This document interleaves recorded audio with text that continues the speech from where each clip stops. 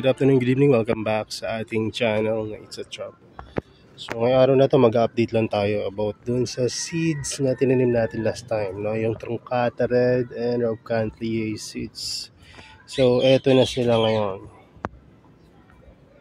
Ayan. So nag-umpisa na silang mag-germinate.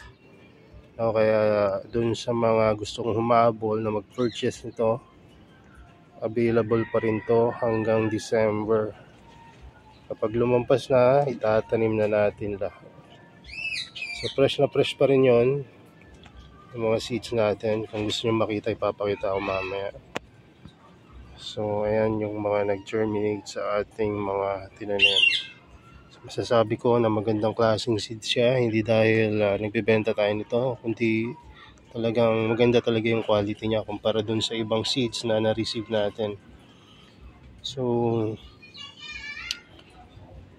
yun yung iba, pero ito yung hindi to Rob Cantley, Attenborough rin to. Ito naman yung Alata. So may mga Alata pa tayong available sa online. So December lahat bago na natin, no? Maaring may bago tayong seeds by that time. Kung wala, edi wala. Maghihintay tayo na may ma-harvest tayo. Meron diyang mga seed flower stock na hopefully ma-pollinate natin dahil wala pang available na pollen. Pero sa ngayon hanggang December, ayan muna yung ating mga available. So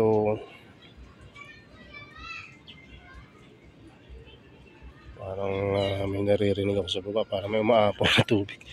So anyway, at so ayun muna yung yung mga update natin patungkol dito sa seeds na to. Hindi ko na masyadong hahabaan. Tignan nyo na lang kung sa tingin nyo okay. Ayan. Iba papalabas pa lang. So ganyan ang itsura niyan pag nag-germinate. So, ayan.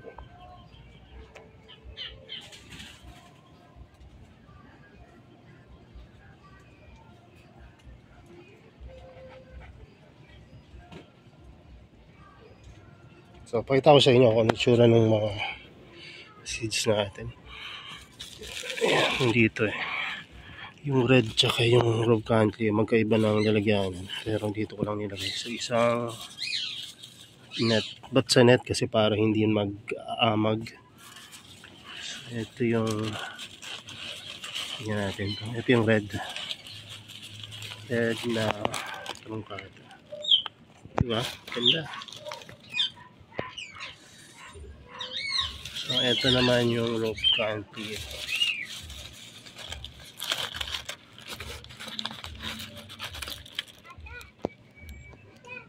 Halos parehas ng quality.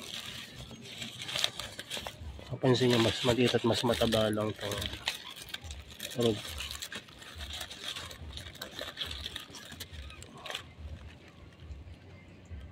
Diba?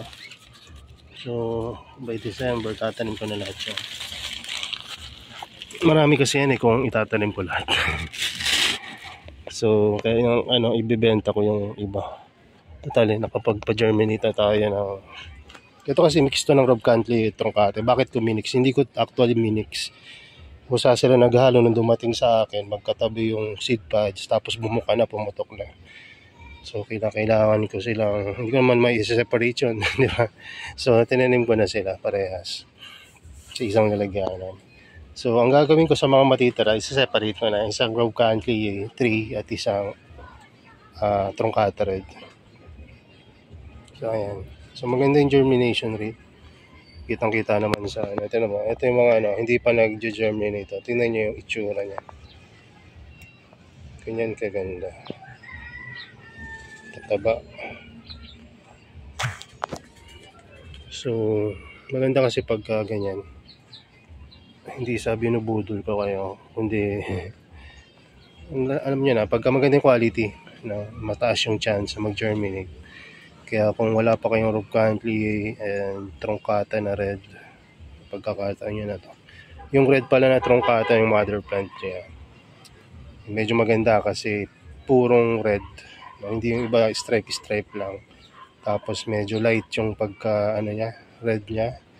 parang mamuti-muti, kaya maganda. So nag-aabang ako dito ng sana lumabas yung puti na truncata white. Nakarinig na ba kayo na? Ako hindi pa ako nakarinig. Amantago ko lang narinig yan. Meron palang truncata na parang alba, ganun, albino. So sana may lumabas yun, kasi doon naman galing yan sa mother plant na ganun. So yun lang muna, at limited rin yung stocks natin ng red, kaya marami dapat yun, kaya lang may story. So ay lang yung napadala sa akin, hindi na So eto naman yung mga bicalcarata natin. Ito galing sa swap. Ito naman pinurchase natin yung 6. Tapos meron pa tayong isang bicalcarata. Ba't ko pinapakita ito? Kasi pag lumaki-lakihan cuttings tayo. So ito yung isang bicalcarata na nag-survive. Diba? Okay na talaga siya. So may i-release rin tayong atin barrow na plants. Acclimate lang natin. Ganda lang atin barrow na plants. Tsaka nagpipicture talaga siya.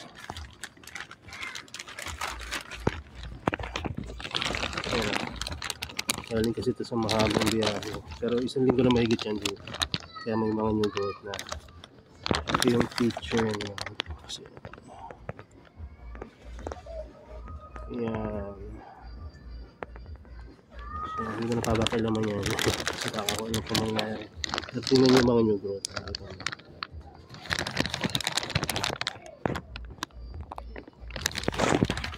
So kaya tayo gumawa ng bagong growing area sa baba para dito. So pinapakiramdaman ko pa kung ililipat ko na, kasi parang mas humid dito sa taas. So ang gusto ko kasi na ito humid, mataas talaga eh. Pero sa tingin ko kaya naman yan ilagay sa intermediate, basta acclimate talaga. So ayun yung update sa ating mga seeds. At ito naman yung mga Helianthera dyan. Ganda. So sana magtuloy-tuloy yung ganda niya. Pag hindi tumulo yan, tatanggalin ko ang shading net dito sa area na to. I-adjust ko ng konti papunta doon. Kasi gumanda yan dahil sa humidity dito, sa bagong medium niya. Tsaka sa init na rin. O tingnan nyo itong isang Helianthera natin. McDonald hybrid ng burgundy black. Ba, napakaganda. Bira ako makakita niya na ganyan yung kulay sa outdoor. Indoor talaga nalabas yun. Pero sa outdoor, bira. Ngayon lumabas dahil sa humidity and init. Ibig sabihin yung sunlight pala. So, yun lang muna. At message lang kayo kung may mga request kayong video. Marami na akong may upload, no? At itong video na to, baka mas agahan ko yung na ito, yung pag-publish, kasi baka abutin to ng December pa, maliliit yung pag-purchase nyo ng mga seeds. So maganda kasi bago